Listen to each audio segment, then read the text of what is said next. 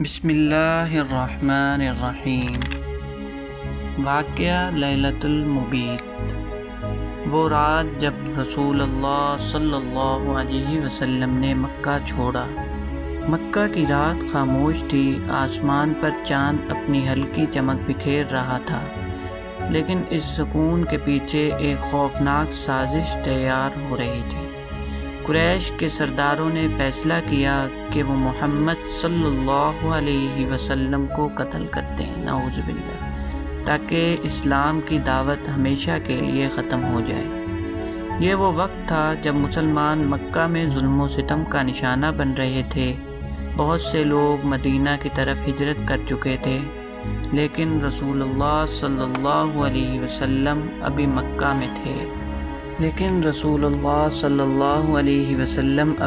میں تھے۔ کیونکہ آپ کو اپنے رب کا حکم کا انتظار تھا۔ قریش نے ایک خفیہ اجلاس بلایا، سب سردار جمع ہوئے۔ کسی نے کہا محمد صلی اللہ علیہ وسلم کو جلا وطن کر دو، دوسرا بولا نہیں، قید کر دو۔ آخر ابو جہل نے کہا نہیں، بہتر یہ ہے کہ ہر قبیلے سے ایک ایک آدمی لے لیا جائے، سب مل کر ایک ہی وقت میں وار کریں، اس طرح بنو ہاشم کسی ایک قبیلے سے بدلہ نہیں لے سکیں گے۔ سب نے اس پر اتفاق کر لیا۔ اللہ تعالیٰ نے جبرائیل علیہ السلام کو نبی صلی اللہ علیہ وسلم کے پاس بھیجا اور آپ کو خبر دی کہ یہ لوگ آپ کو قتل کرنے والے ہیں، اس لیے ہجرت کا وقت آ چکا ہے۔ نبی صلی اللہ علیہ وسلم نے اپنے پیارے چچا زاد حضرت علی رضی اللہ تعالی عنہ کے پاس گئے اور فرمایا، علی، آج رات میں مکہ چھوڑنے والا ہوں، تم میرے بستر پر سونا تاکہ لوگ سمجھیں میں ابھی گھر میں ہوں۔ یہ امانتیں ہیں جو لوگوں نے میرے پاس رکھی ہیں، صبح تم انہیں واپس کر دینا۔ یہ سن کر حضرت علی کا دل بھر آیا، مگر انہوں نے فوراً کہا یا رسول اللہ، اگر میری جان آپ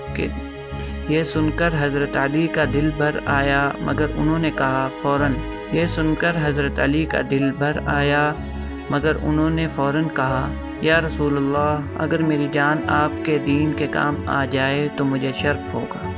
رات ہوئی، دشمنوں نے گھر کو گھیر لیا۔ نبی صلی اللہ علیہ وسلم باہر نکلے تو مٹھی میں مٹی لی اور یاسین والقرآن الحکیم پڑھتے ہوئے ہر دشمن کے سر پر مٹی ڈالی۔ کوئی نہ دیکھ سکا، سب کی آنکھوں پر پردہ پڑ گیا۔ آپ صلی اللہ علیہ وسلم سیدھے حضرت ابو بکر رضی اللہ تعالیٰ عنہ کے گھر پہنچے۔ دونوں نے رات کی تاریکی میں غار ثور کا رخ کیا۔ 3 دن تک آپ صلی اللہ علیہ وسلم وہاں چھپے رہے۔ دشمنوں نے تعاقب کیا، یہاں تک کہ غار کے ایک دہانے تک پہنچ گئے، مگر اللہ نے مکڑی کا جالا اور کبوتروں کا گھونسلہ بنا دیا تاکہ دشمن سمجھے کہ یہاں کوئی نہیں آیا۔ ابو بکر رضی اللہ تعالیٰ عنہ گھبرا گئے، بولے یا رسول اللہ، اگر وہ نیچے دیکھ لیں تو ہمیں دیکھ لیں گے۔ آپ نے فرمایا لا تحزن ان اللہ معنا، غم نہ کر، اللہ ہمارے ساتھ ہے۔ 3 دن بعد راستہ صاف ہوا، دونوں مدینہ کی طرف روانہ ہوئے۔ مدینہ کے لوگ خوشی سے نعرے لگا رہے تھے، طلع البدر علینا۔ اس طرح اسلام کا نیا باب شروع ہوا، ہجرت کا باب۔ یہ رات ایمان، فداکاری اور یقین کی سب سے خوبصورت رات تھی۔ حضرت علی رضی اللہ تعالیٰ عنہ کا سونا، نبی صلی اللہ علیہ وسلم کا صبر اور اللہ کی حفاظت، یہ سب ہمیں بتاتے ہیں کہ ایمان والے کبھی اکیلے نہیں ہوتے۔ تب تک دیکھتے رہیے اسلامک واقعات۔ اللہ حافظ۔